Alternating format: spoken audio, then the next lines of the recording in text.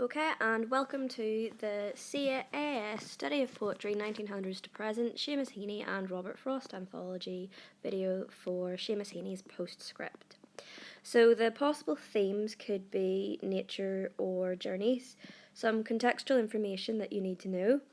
The poem is based on a memory of a windy Saturday afternoon when Heaney and his wife drove with Brian and Anne Friel along the south coast of Galway Bay. The poem describes a place which overwhelms with transcendent beauty and leaves people speechless, and Heaney pays homage to the sheer power of perception, how much he sees in a glimpse, how many objects and shapes that he can absorb at once. If you think about the title, Postscript, it is the word used for a passage added at the end of a piece of writing. It's the PS, the note usually added to the end of a letter after a signature. It's also used in relation to the event that he is describing. Such experiences, it seems that Heaney is stressing in especially lines 12 and 13, cannot be dictated, calculated, or predicted in advance. They can only be spoken about after the fact and as a kind of postscript. And it suggests an afterthought or something missing out of the main text. And it acts kind of like as a holiday postcard or a PS of sorts to the Friels, a continuation of a conversation they perhaps had on that trip. So if you look at the very first line, the choice of the word and is important because it suggests that there's some sort of continuity with something earlier. That again, it's continuing on this conversation, and therefore a conversational tone is used straight away. Sometime, make the time, so you've got the repetition and you've also got the alliterative TT sounds, used for musical effect, making the proposition seem appealing to the reader, like they are possibly listening to a friend who's giving them sage advice. There's friendly language. It could be a recommendation to a friend who will appreciate this experience or a reminder to make the journey to a place that they've appreciated, and a really relaxed atmosphere is created. Even though there's imperative used in that first line, they're not ordering you to, and the sometimes suggests that it doesn't have to be instant, that it's at your leisure.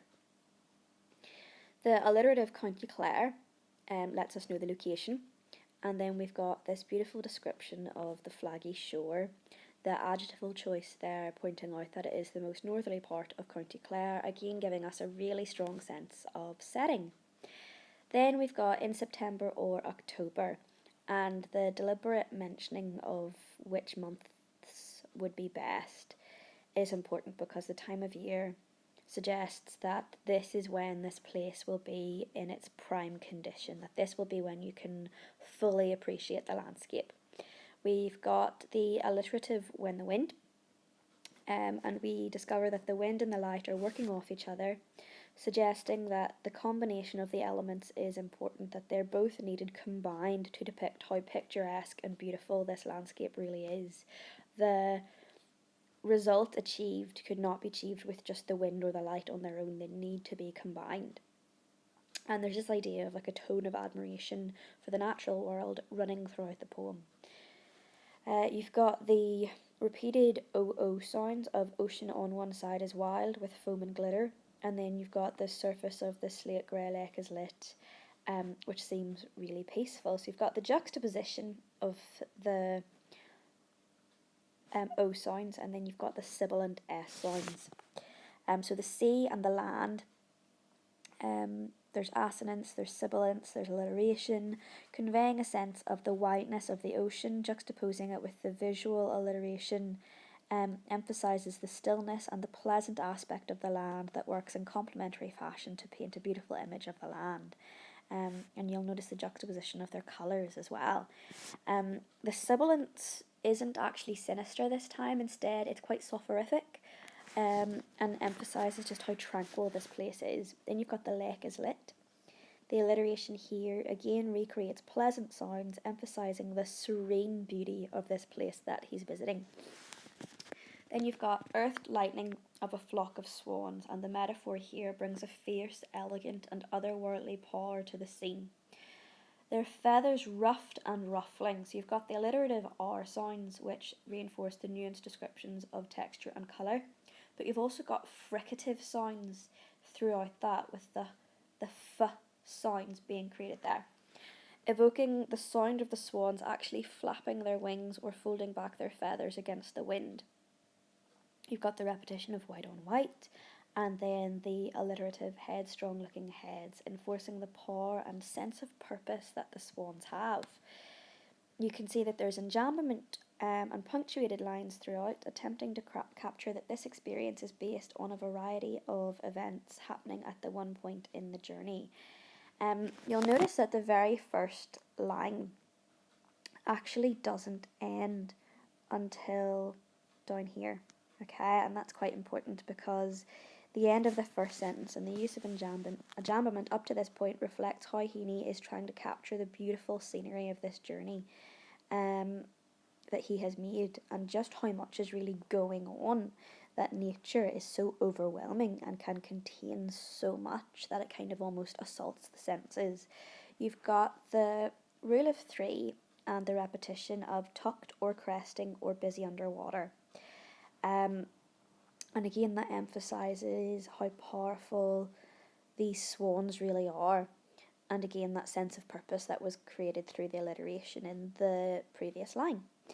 When you look at the second sentence, useless to think you'll park and capture it, the tone of admiration shifts to one more cautionary, and he believes that the reader needs to experience this place and fully immerse themselves in it to fully appreciate it. There's no way to capture this except to stop and take it apart, or to take it with you. Or to stop and take it apart, or to take it with you. It's what is in that moment is important. More thoroughly, again, emphasises that, according to Heaney, this is what we become in this moment.